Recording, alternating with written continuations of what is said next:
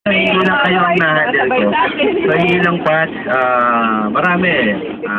Celestial University, Dasmariñas, La Consolacion, Holy Spirit, ano ba? PUP. Basta marami, no? Marami kaming handle na ng iba't ibang tourism students. So, nag-check in kami doon sa may Aniceto Mansion. Ito, totoo na to. Totoo na to, Aniceto Mansion. Kasi, kaming mga FPTC, hindi kami talaga nagpapatulog doon sa Aniceto Mansion. Magpunta man kami doon araw. Pero since araw kasi ito, marami pa rin nagpaparamdam. Kahit na madre, kahit madre, pinapakitaan ng maganda yung makakatakot. So, yun nga, nag-check-in kami doon. Ang school po is, Cavite State University. Diba? So, yung first night namin, okay pa. And then, nung second night na, hindi na sila natutulog sa room nila. Sabi, Kuya, ayaw na namin matulog dun sa room namin. Bakit? Kasi yung shower bumubukas, tapos yung TV nagpapatay hindi, tapos meron may mga umuusok. Wala, iba-ibang complain ng mga estudyante. Siyempre, para hindi naman matakot mga estudyante, hindi namin sinasabi, wala yun, okay lang. Pero kaming mga gets, takot na rin kami. Kasi nga, di ba? Nakakatakot talaga eh. Ito yun. Yun na nga, ito na, patulog na kami. Siguro mga 1 a.m. madaling araw. Yung room namin, second floor, sa bandang dulo, tapos may malaking salamin, and then yung mga student na babae, para hindi masyadong matakot, nilagay sila dun sa yung parang, yung maramihan ay yung daw sa mga kama, yung double bed na kama. So 18 sila doon, 18. Nung 1 p.m. na nga, biglang nagsigawan na yung mga babae. 1 p.m. Oo, 1 p.m. 1 a.m. pala. Tinitingnan ko lang kung nakikinig kayo sa sinasabi. Okay, 1 a.m. nagsigawan. Siyempre kami, kasi umiiyak. Alam mo yung 18 student na babae, nagkasya sa isang kama. Sobrang takot. Kasi nakita nila yung white lady, nakalutang, tapos walang mukha. Yun ang sinasabi, iisa ang sinasabi ng mga batang babae.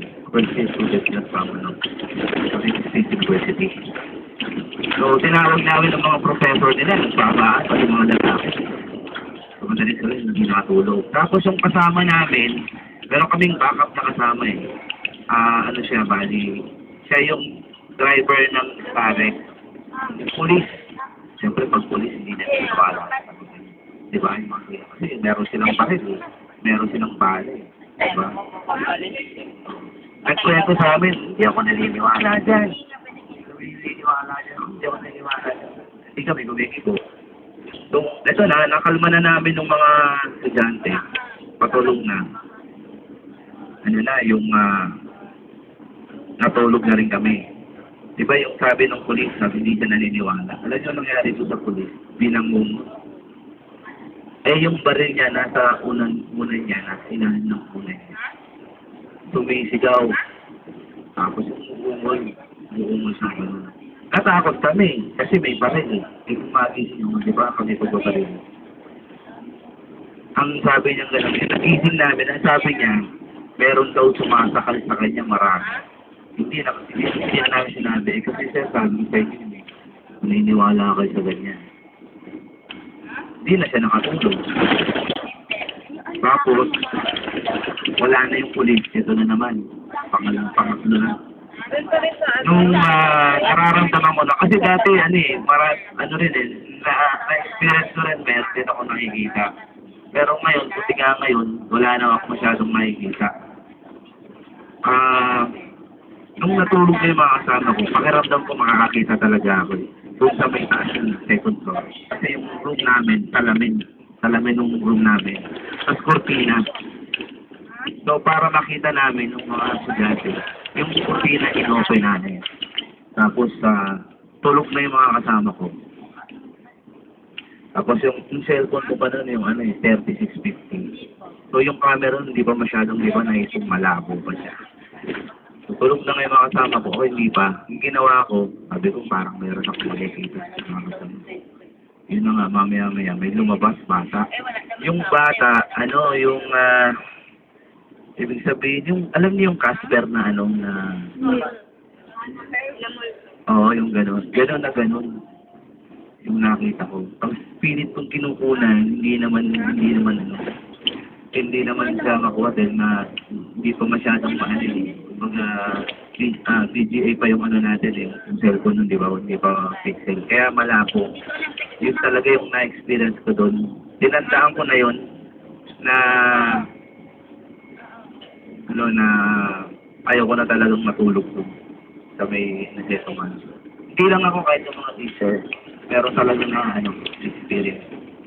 Yan ang ilan sa mga experience ko. Saka doon sa Santa Monica, yung madre nga, yung nagpakita sa akin, pero hindi naman pala wala nang pala yung madre. Yun yung nakikita nyo, yan. Yung nakikita nyo, yung sumasama dun sa picture. Yan, tatlong madre. Tapos kanina, di ba, yung nasa dulo? Sino yung nasa dulo? Yung pakita, yung dalawa dito. Isa yung mukha dun sa kwarto, at saka yung dun sa may pinagituan natin, yung parang sunod-sunod. Diba? Ay, yung mga nawalan ng ilaw, ano bang nangyari pag nawalan ng ilaw? Saka, Kuya, room lang namin yung may ilaw. room lang. Bali isang building, walang ilaw talaga. Nag-iisa sa amin. Oh. Yung baba sa kataas, saka yung nandun. Kasi kaya nawalan yung nandun sa baba din. Alam nyo kung bakit? Nandun kasi yung batang sa plastic.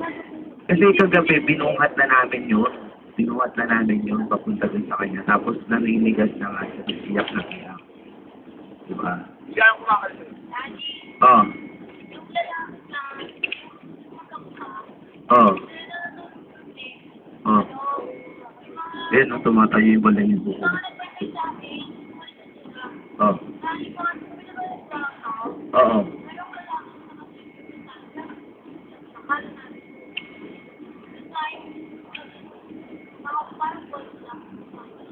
Diba, yung sa picture dyan, hindi naman hindi naman mukhang Pilipino, diba? Ano? Iya, sila